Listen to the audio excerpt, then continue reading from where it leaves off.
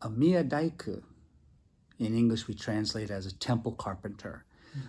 It's considered the highest grade of traditional carpentry in Japan.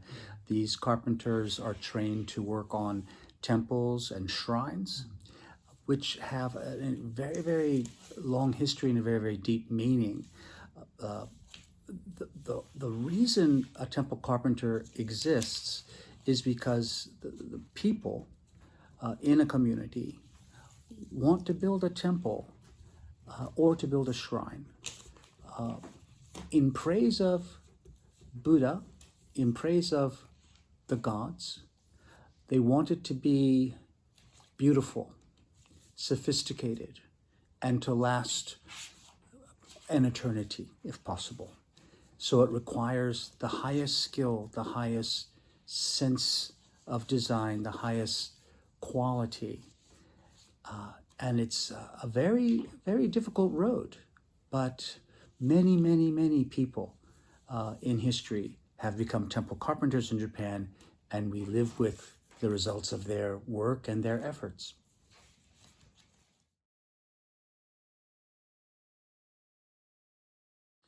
I feel I was really fortunate to meet the temple carpenter Tsunekazu Nishioka, who's considered the last great temple carpenter of Japan. He died in 1995, and I met him almost by chance, thinking that I would want to be his apprentice and learn to be a carpenter myself. I was already 27 years old.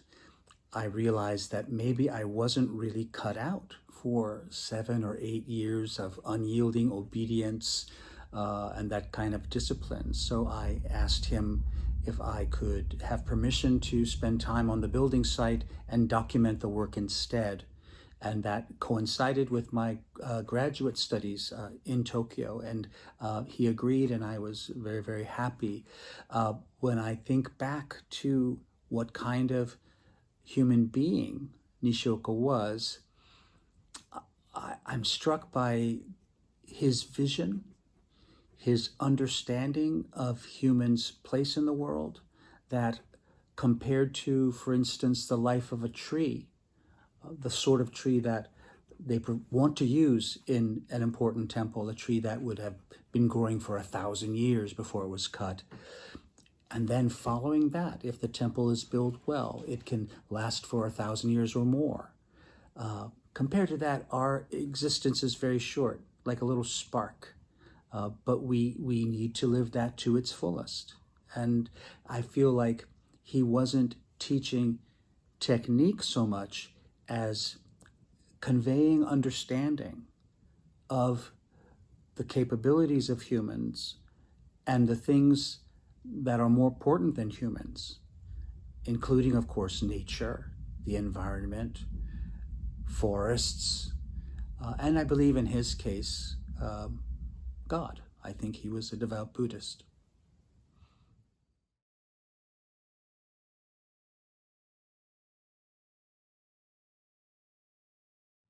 When I was a university student in the US, I became interested in Japanese carpentry, partly because I had learned about the Western style of carpentry, timber framing, that had been practiced in Europe, particularly in England, and then by the American colonists, and for a long time practiced in the United States.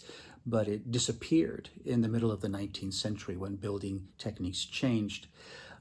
And I was studying that, and then discovered or was introduced to Japanese carpentry. And I was absolutely astounded, blown away by the complexity of the joinery, the shapes of these things that fit together like puzzles, but are beautifully engineered in terms of the stresses, the structural forces that they encounter and how they resist them, and also the beauty of the finish, the proportions. All of it was really, really remarkable to me.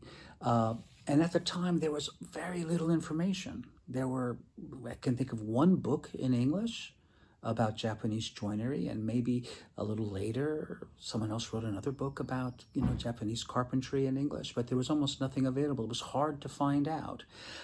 And for me, a Miyadaiku, a temple carpenter, was kind of a legendary being. And I wanted to come to Japan and somehow find a way to at least see the work, see what they're doing. And I was very fortunate that I could meet Master Nishioka. I think if other people see this work, they'll also understand a little more what it means to be a human being. I suppose that for most Japanese people who are interested in Japanese carpentry and temple carpentry, Miyadaiku, it's partly because it's connected to their Japanese heritage, which is a wonderful thing and it's very important. But for me, this kind of carpentry, this kind of work represents the best that humans can do, working with wood. It is the peak, I think, of human achievement in carpentry, in construction, in building. So for me, that's the real meaning. And I believe that if people can come and see that closely and have some way of getting an introduction to it that allows them some insight, some experience, then I believe they will also feel that way.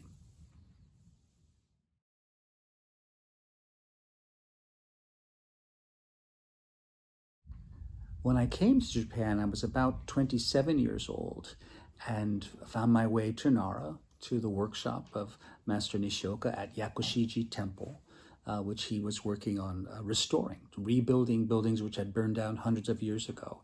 And I remember walking into the workshop, which is a very, very big open building, an industrial building, dirt floored. And the first thing that struck me was the aroma of the hinoki wood. It's a beautiful Japanese cypress. And as I spent a little time there, I realized that the carpenters were all working very quietly. I mean, I had worked on building sites in the United States, and people were listening to the radio and laughing and smoking and joking around, and there was none of that. That each of these carpenters was focused on their work, working in a very relaxed way, concentrating, often communicating with the other carpenters, not even using words, just by a few gestures, help me lift this, put it over here. It was very, very, a sense of ease, a sense of calm.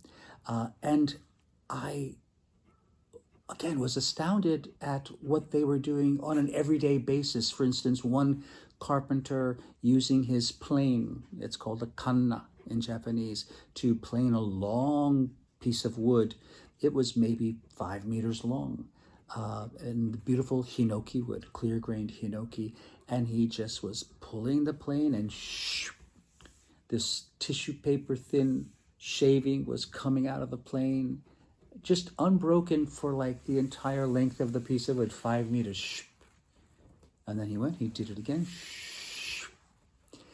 And that was remarkable. I mean, the degree, the thinness, the perfection of that work.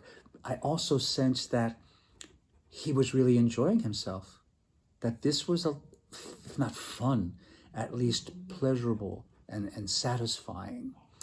I remember another time watching a carpenter use a tool. It's called a chona. It's an adze, a very, very ancient tool with the blade set horizontally. And it's used to chop and cut the surface, kind of rough cutting. In this case, it was a column, which they had cut with saws to be octagonal. Now he was going to start making it round. And he stood on this column. It was horizontal. On top of that, chop, chop, chop, chop, chop, chop. And these pieces of wood were coming off. And it was an incredibly fine level of work. It wasn't rough or ragged. It was very careful and controlled, and the blade was coming within an inch of his toes. They're not wearing steel-toed boots. He would wear sneakers or something, tabi, Japanese split-toed shoes. I was thinking, how could he do that? It must be dangerous, but it was incredible just to watch him just focusing and being careful and using a lot of power and using that chona to do that. Other things surprised me, I suppose, watching the building come together. The actual erection of the basic frame, putting together, they spent months or the better part of a year making the parts, and actually assembling it happens very quickly. The first important things in the first days, within a week, most of it's built. And just that kind of teamwork and seeing that everything is going in perfectly. Everybody knew where everything went. It had been prepared perfectly. There wasn't a lot of like fudging and fitting and pounding like I would expect. So there were so many things that really, really surprised me, but I guess it was the calmness, the confidence, and ultimately what became the effortlessness of work done by carpenters who have really mastered their skill.